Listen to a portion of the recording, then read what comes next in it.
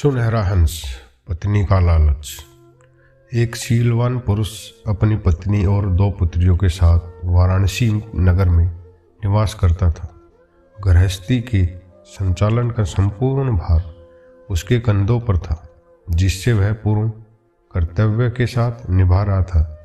किंतु अल्प आयु में ही उसका देहांत हो गया। मरने के बाद उसका पुनर्जन्म एक स्वर्ण हंस के रूप में हुआ।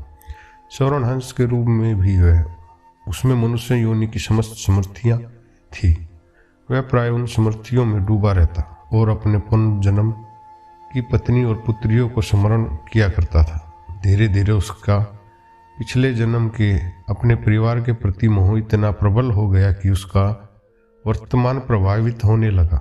एक दिन उसने अपने परिवार से मिलने का निश्चय किया। वह उड़ते हुए वाराणसी पहुंचा और अपने घर पहुंचकर एक वृक्ष की शाखा पर बैठ अपनी पत्नी और पुत्रियों को देखने लगा।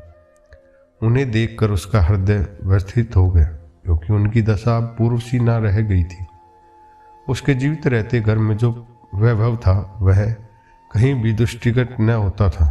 उसकी पत्नी और पुत्रियां दरिद्रताओं का जीवन यापन कर रही थी। वे मलिन और फटे वस्त्र धारण किए हुए थी और उनके चेहरे की खुशी खो गई थी।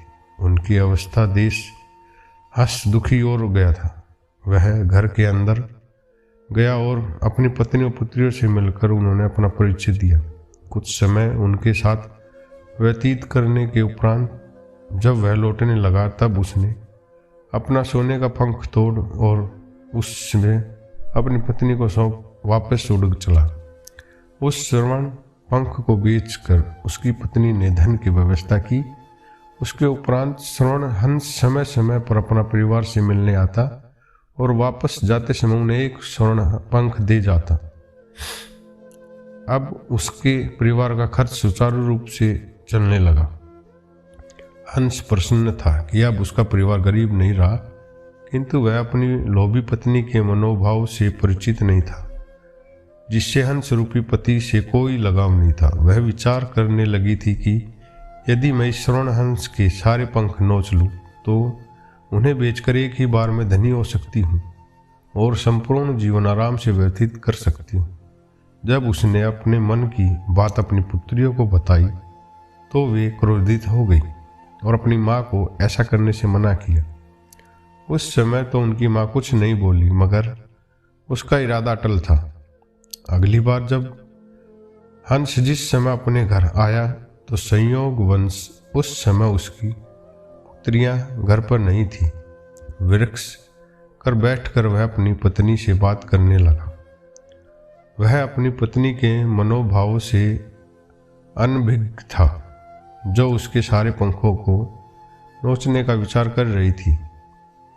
उसने हंस को पुचकारते हुए अपने पास बुलाया। हंस प्रसन्नतापूर्वक उसके पास चला गया। हंस के पास आते ही पत्नी ने उसकी गर्दन पकड़ ली और उसके सारे पंख नोचने लगे। हंस दर्द से छटपटाता हुआ चित्कार करता रहा, किंतु वह लोभी इतनी अंधी हो चुकी थी कि उसे उस पर दया नहीं आई और उसने उसके सारे पंख नोच उसे एक किनारे फेंक दिया। हंस दर्द से तड़पता रहा, एक किनारे पड़ा रहा और वह उनसे पंख को समेटती रही। किंतु आश्चर्य की बात थी कि उसे ही वह उन पंखों को हाथ लगाती और साधारण पंखों में परिवर्तित हो जाती। यथार्थ में स्वर्ण हंसों की इच्छा के विरुद्ध प्राप्त किए गए पंख सोने के नहीं रह जाते। इस तरह धनी होने की उसकी लालसा पूर्ण नहीं हो पाई। कुछ देर बाद हंस की पुत्रियां घर लौटी और रज रंजित हंस को देख अपनी माता की कारस्तानी समझ गई। उन्होंने हंस को उठाया तो उसे जीवित पाया।